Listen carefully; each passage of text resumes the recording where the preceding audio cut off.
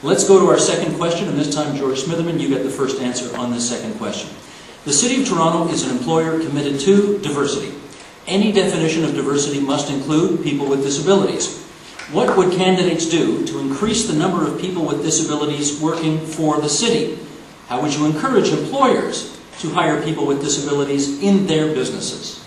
Mr. Smitherman. Well, I think that at the heart of it, the question is about leadership. The City of Toronto does an extraordinarily good job in terms of policy development. They do that on accessibility standards, and I'm sure they do that around the hiring of disabled individuals. But notwithstanding that, we know that the City of Toronto's workforce does not in any way reflect the diversity of Toronto, whether that's ethno-cultural in nature or whether that's with respect to intellectual or to physical disability. So we have to be more committed to it and put in place more exacting targets. I think it's also important that the city use its leadership with the broader business and institutional community to try and influence their hiring. And I think that the city can do practical things like bring together workshops or networking sessions which introduce large-scale employers with the kind of capacity that's out there, the capability that's out there in the form of a variety of the diverse communities that make up Toronto. But at the heart of it, the answer is leadership, and I'll be personally committed in leading this if you elect me. Thank you, Mr. Smitherman. Mr. Rossi.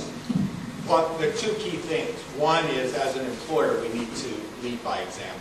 And so we have to go out to the broader community and make them aware of jobs and try to match skills with the jobs that are available.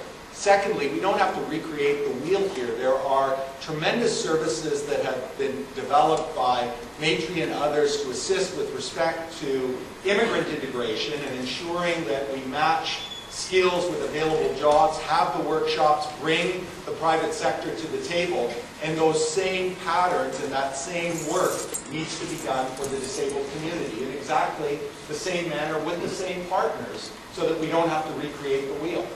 Mr. Pantalone. Well, the City of Toronto is a recognized leader in this field and has been doing that for a long time, and as Deputy Mayor, I'm proud of that record. But of course, we always have to do more in terms of avoiding the risk and discrimination. One of the things that I would do, because people are right, policies are great and they do encourage movement, but at the end of the day you have to have actually pragmatic mechanism in place.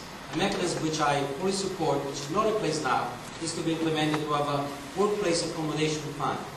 As well, what happens, each department is aware that somebody has disability, may require additional assistance in order for them to produce and help the society and the city. Having that fund then will allow, the various departments to have the comfort level they'll be supported by the city as a whole. And that's what I would do as mayor. Thank you. Mr. Mammoliti. I think that one of the first things that needs to be done is you need to recognize the issues before you start hiring, to recognize the problems that exist at City Hall before you start hiring the disabled. One of the problems is the fact that we don't even have a standing committee that actually deals with disability issues, and I think that's one of the first things that needs to take place. The other part of this equation is to work with the union, because the union will be one of the biggest obstacles. We aren't in a position to hire more staff at City Hall. We are in a position to be laying off. The ballooning bureaucracy is incredible. Most of us up here recognize that. So in order to achieve this, we've got obstacles, and we need someone there in place that understands those obstacles, that can negotiate, and recognizes the importance of standing committees and what that means to the disabled community in this city. Mr. Ford. Thank you, Steve. The City of Toronto hires a number of people with disabilities. Now, we have to understand that you can't always see it. It's not always visual for someone who's disabled. There are many types of disabilities. Being a business owner of deco labels and tags, we employ over 300 people in places in plants in Chicago, New Jersey, and Toronto. We have approximately about 30 or 40 people that are disabled out of those 300. And there's some sort of, how can we go about encouraging the private sector to hire people with disabilities?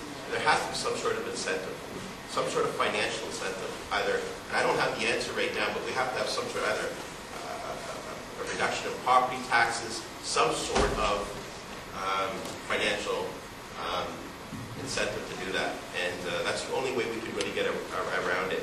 We can encourage it, we can talk about it, but at the end of the day, ladies and gentlemen, Ms. Thomson. Mr. Ford, Mr. Pantalone, and Mr. Mammoliti have had over 10 years to approach this problem, to think about this problem, to study this problem, and they're just now saying that they'll get to it. Unlocking the potential of the people with disabilities will require new thinking on the part of the city, as well as strong understanding of the circumstances. 1 to 3% of the population has intellectual disabilities.